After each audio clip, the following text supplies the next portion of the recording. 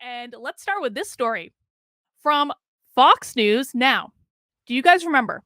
Let's go on a journey back many, many, many moons ago when the National School Board Association sent a letter to the Biden administration basically saying there are all these dangerous Republicans going to school board meetings and they are domestic terrorists. Well, there has been a slight update on that letter because now we know that not only did the National School Board Association call parents domestic terrorists in that letter, but in the original draft of that letter, apparently they asked for the National Guard and the military to be deployed to school board meetings to be used against parents who were speaking out against things like masking children and critical race theory.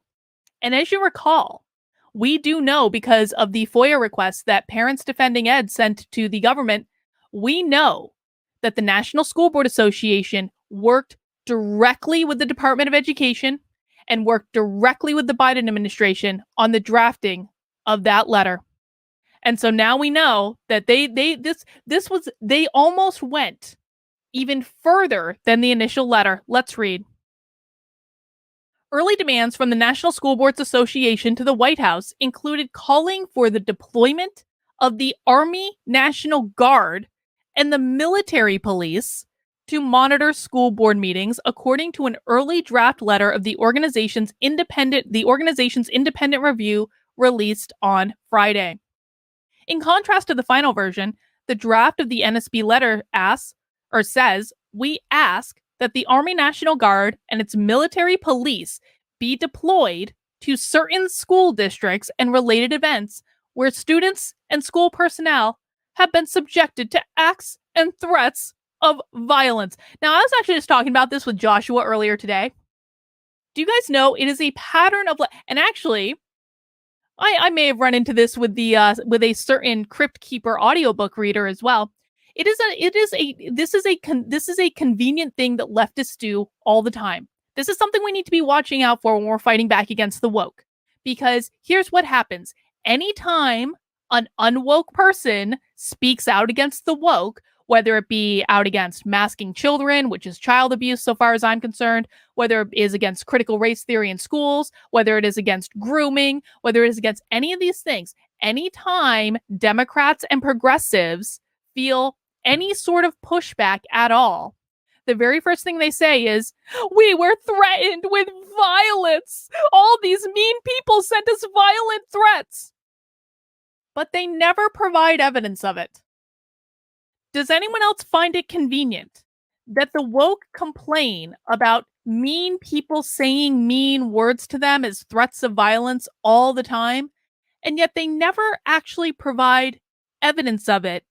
And then they use those accusations that they never provide evidence for in order to threaten violence against the people who are questioning them, or in order to threaten repercussion or cancellation against the people questioning them. And you always need to hold their feet to the fire on this. I have had it with conservatives or frankly, anyone that's not a woke leftist. I have had it with anyone just taking their word for it. They have not gained the benefit of the doubt. They do not earn your trust. And so anytime, and I actually have had this happen to me, anytime a conservative is like, how dare you? They were threatened. No, they weren't. Did you see the evidence? Did they show you the evidence? Have you seen any evidence of any threats at all? Because I don't believe one word they're saying anymore. The only instance of violence at a school board meeting that I can remember offhand was from a father who was, frankly, reporting the rape of his daughter that the school was covering up. That is the only incident that you can even remotely begin to classify as violence pertaining to one of these school board meetings. And even that doesn't really count as violence, because that father was doing exactly what any father would do, and I don't think a single person out there blames him. And he absolutely does not deserve to have the Army National Guard and the military police called on him because a school was covering up the rape of his daughter. Yeah, I said it. Let's see. The NSBA had originally sent a letter to President Biden in September of 2021 that asked for parents protesting at school board meetings to be federally looked into, saying school board officials were facing threats and violence at those meetings. No, they weren't. That's lies. They always lie. Every single time they say they're facing threats and violence, they're lying. Most significantly, the NSBA requested in its original letter that parents' actions should be examined under the Patriot Act as domestic terrorists. Sam says, never forget Jesse Smollett. They fake evidence. They fake evidence all. Well, I don't even think most of the time, Sam, they don't even bother to fake evidence. The problem is not that they fake evidence. The problem is that no one ever demands their evidence. They just go, oh, I'm sorry. I didn't know you were getting threatened. It's like that fucking Burlington school board. Do you know how many times I've heard the school board in Burlington like, we were threatened, we were threatened, we were threatened, we were threatened. Where's the evidence? Play me the voicemail. Show me the emails. Show me the tweets. Where were you threatened? No one ever asked them for evidence. They just took their word for it. This actually happened to me with conservatives, where conservatives were interviewing me about this. They're like, well, aren't you concerned that the Burlington school board was threatened? And I said, did you ask them for evidence? Well, no, but can we trust them? No, you can't. No, you can't. They're lying. They're lying. They are absolutely 100% lying. Demand evidence every single time. Then on October 4th, Attorney General Merrick Garland issued a memorandum instructing the FBI to collaborate with state and local leaders to address threats against school administrators, board members, teachers, and staff. He went on to say this collaboration will open dedicated lines of communication for threat reporting, assessment, and response. The NSBA's early draft also called parents speaking out, schools, and educators. And the schools are directly pitting themselves as enemies or as parents being their enemies. Teachers do not see themselves as partners of parents. Let's just be clear about this. If you think your kids' teachers are your friends, I'm not saying there aren't good ones out there. There are still onesies and twosies of good teachers. But you really need to understand that the teachers do not view themselves as your allies.